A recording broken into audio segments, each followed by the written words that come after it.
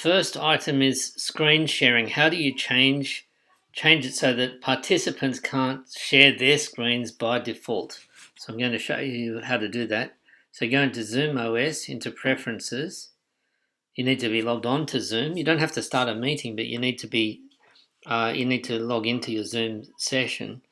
And then if you go to Profile, View Advanced Features. I'm just going to close this front screen here.